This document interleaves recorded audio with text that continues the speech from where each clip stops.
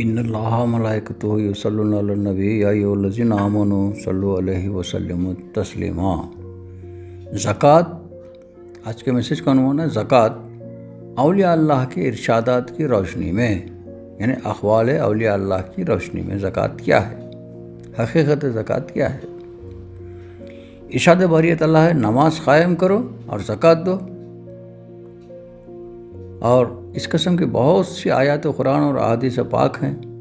احکام شریعت اور ارکان ایمان میں سے ایک فرض زکوٰۃ ہے۔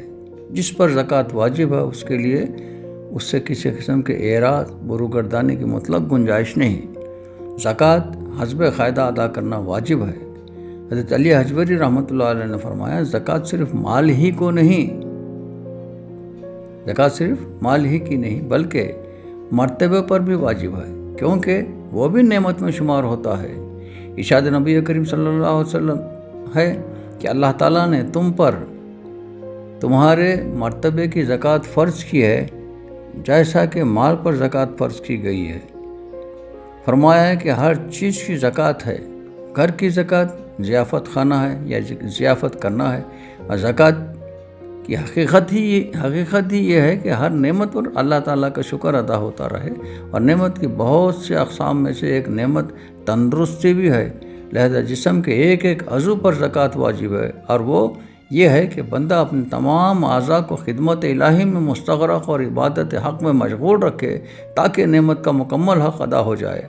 اور اسی طرح باطنی نعمتوں پر بھی زکوٰۃ ہے جس کی حقیقت احاطہ بیان سے باہر ہے، کیونکہ ان کا شمار ہی نہیں، اور یوں کہہ دینا کافی ہے کہ ان میں سے ہر ایک کے شایان مقام زکوٰۃ ضروری ہے۔ سب سے بڑی زکوٰۃ ظاہری و باطنی نعمت کی معرفت ہے، یعنی جب بندہ اس حقیقت سے آگاہ ہو جاتا ہے کہ اللہ تعالیٰ کی نعمت اس پر بے حد و بے حساب ہے تو وہ شکر بھی بے حد و بے حساب کرتا ہے، اور یہی اس نعمت بے کراں کی زکوٰۃ ہے۔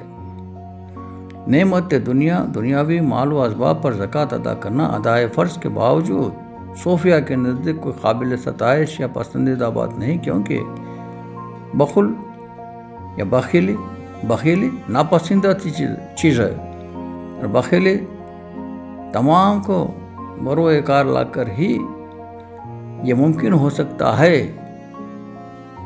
کوئی شخص رقم کو بند اور محفوظ اور 1 سال کے محفوظ رکھے اور 1 سال کے بعد اس پر زکوٰۃ دے۔ بہتر یہ ہوتا ہے کہ رقم جمع ہی نہ کرتا، محفوظ نہ رکھتا، رقم استعمال کر لیتا اور اسی وقت سخاوت سے کام لیتا، راہ حق میں خرچ کر دیتا۔ اہل کرم کا طریق مال کو جمع کرنے کا نہیں بلکہ خرچ کرنے کا ہوتا ہے، اور سخاوت ان کی سرشت میں ہوتی ہے، لہٰذا ان پر زکوٰۃ کون سے مال پر واجب ہوگی؟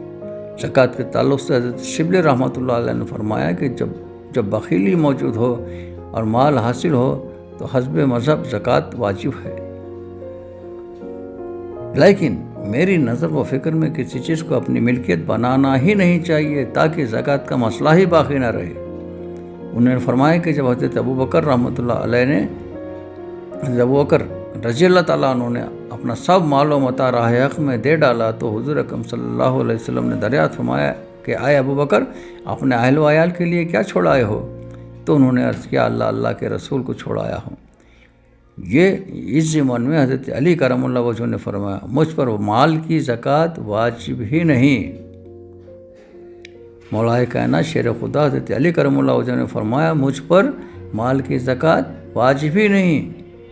اہل کرم کا مال تو سب راہ حق میں خرچ کر دیا جاتا ہے، اور ان کی ملکیت میں کچھ رہتا ہی نہیں۔ جس طرح زکوٰۃ کے ادا کرنے کا علم ہونا ضروری ہے اسی طرح اس کے لینے کا علم ہونا بھی ضروری ہے۔ بعض صوفیہ نے بھی زکوٰۃ لی ہے، چونکہ درویشی و فقیری پر غربت اور مفلسی کے باعث مجبور تھے، اسی لیے وہ زکوٰۃ لے لیتے تھے۔ تاہم مال زکوٰۃ جمع کرنا ان کا مقصد نہیں رہا، بلکہ وہ چاہتے دراصل یہ تھے کہ اپنے مسلمان بھائی کی گردن سے ایک فریضے کا بوجھ اتار دیں جن پر زکوٰۃ واجب ہے، اور یوں اونچا ہاتھ وہی ہے جو ایک واجب چیز کو اپنے بھائی کی گردن سے اٹھا لیتا ہے تاکہ اس کی گردن کا بوجھ ہلکا ہو جائے، اور درویش اہل دنیا نہیں بلکہ اہل عقبہ ہوتے ہیں۔